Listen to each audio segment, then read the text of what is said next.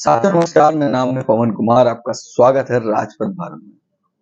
सर्वप्रथम करुणा के सागर तथागत बुद्ध, महात्मा ज्योतिबा फूले, छत्रपति साहू जी महाराज, बाबा साहब अम्बेडकर, फातिमा शेख, सावित्रीबाई फूले, माता रमाबाई, कांशीराम साहब को आदर्श मानते हुए आप सभी को शिक्षक दिवस की बधाई।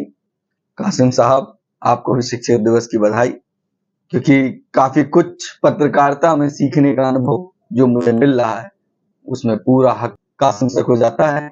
मगर हमारे सभी दर्शकों का भी धन्यवाद, शिक्षक दिवस की हार्दिक बधाई।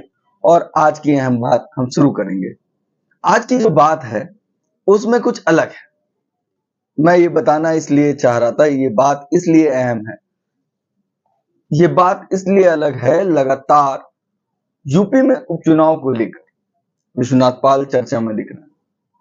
हरियाणा जम्मू के चुनाव को लेकर आकाश आनंद की पहल दिख रही है, बसपा सुप्रीमो की पहल दिख रही है, और जिन राज्यों में अभी चुनाव होने हैं उसको लेकर जिस तरीके से एक्टिव है वो आज के समय में चर्चा का बिंदु बना हुआ है। वहीं पर अब हम बात कर लें, बसपा का एक और नेता आज से एक जिला स्तरीय बैठक शुरू करने जा रहा है। बसपा में मुख्य जोन कोऑर्डिनेटर घनश्याम चंद खरवार, ये नाम एक समय का बहुत चर्चित नाम था, क्योंकि राज्यसभा लोकसभा सांसद रहे हैं और इस वक्त बसपा में 3 मंडल के मुख्य जोन इंचार्ज घनश्याम चंद खरवार। घनश्याम चंद खरवार ने आज से बसपा में जिला स्तरीय बैठक शुरू की, जो बैठक 5/9/2024 से फर्रुखाबाद से लेकर 11/9/2024 कानपुर मंडल नगर को चलेगी। ये एक मंडल की बैठकें हैं, जिसके बारे में मेरे पास एक अपडेट आई है, तो मैंने कहा आपसे साझा कर लूं। घनश्याम चंद खरवार इस जिला स्तरीय बैठक में जो लोगों लेके चल रहे हैं, जो मोटिव लेके चल रहे हैं, बसपा से जुड़े, बसपा को चुने। ये आपको जो बैनर हमारी स्क्रीन पे दिख रहा है, ये बैनर देखने को मिला, जिसमें 5/9/2024 को फर्रुखाबाद में 12 बजे बैठक होगी। उसके बाद 6/9/2024 को कन्नौज में 12 बजे बैठक होगी। फिर 7/9/2024 को इटावा में बैठक होगी 2 बजे, नहीं माफ करिएगा 12 ही बजे होगी।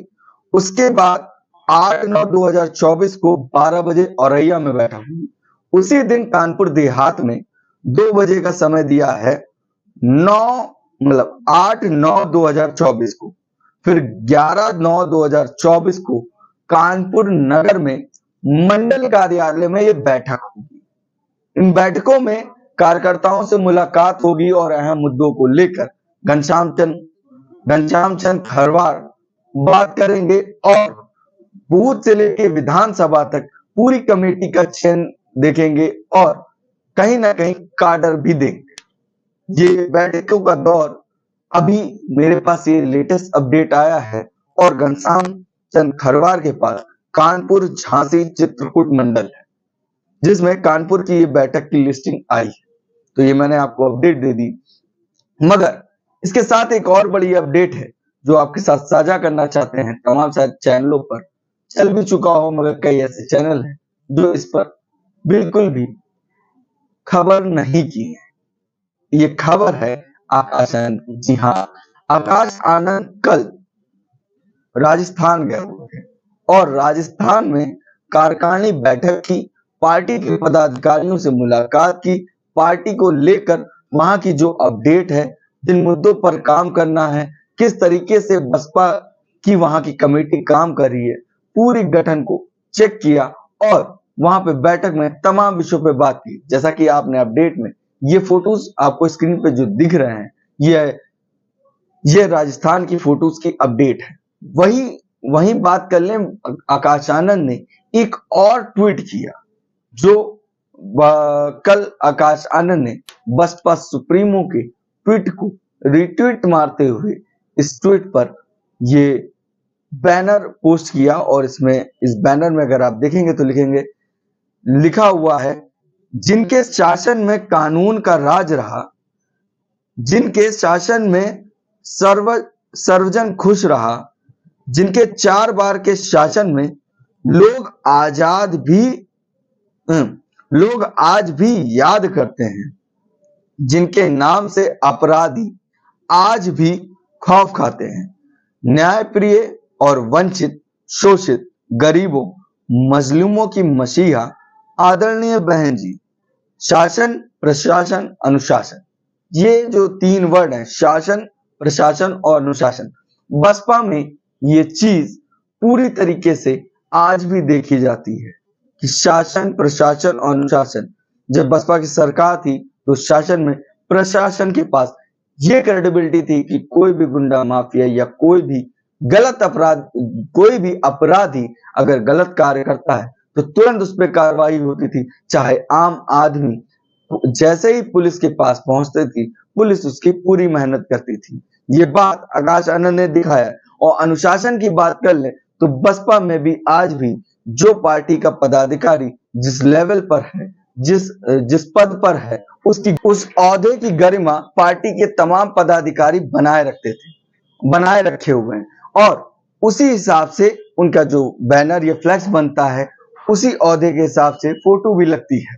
और जब मीटिंग होती है, तो जब मंच होता है, वहां पर पार्टी के पदाधिकारियों के मुताबिक जिनका जो कद है उसके हिसाब से उस जिम्मेदारी की सीट पर बैठते थे और उसी तरीके से लोगों के बीच में रूबरू होते थे। मगर सबसे बड़ी बात है, जिस तरीके से बसपा में लगातार उत्तर प्रदेश की अगर बात कर ले, विश्वनाथ पाल जिस तरह से एक्टिव हैं, जिन सीटों पर बसपा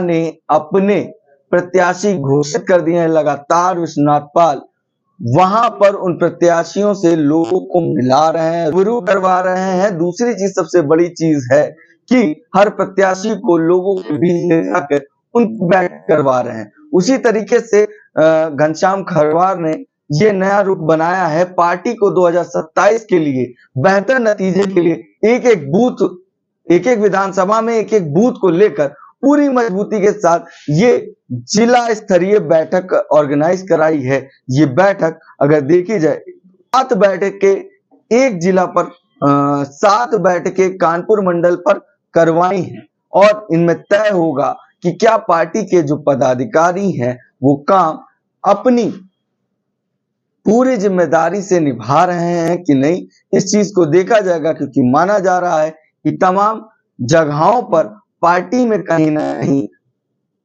जो कमेटी है वो पूरी भी कंप्लीट नहीं है। उस कमेटी को कंप्लीट करने के लिए घनश्याम चंद खरवार को जो जिम्मेदारी दी गई है इन 3 मंडलों की, उन जैसे कि जिनका नाम है कानपुर, झांसी, चित्रकूट मंडल, इन मंडलों में जिला स्तरीय बैठक करेंगे, जिसकी अभी तक की जो ताजा तरीन अपडेट है वो ये है कि कानपुर की जो 7 बैठकें होनी है उसकी अपडेट मैंने आपको बता दी। आगे की अपडेट के लिए बने रहे हमारे चैनल के साथ। धन्यवाद।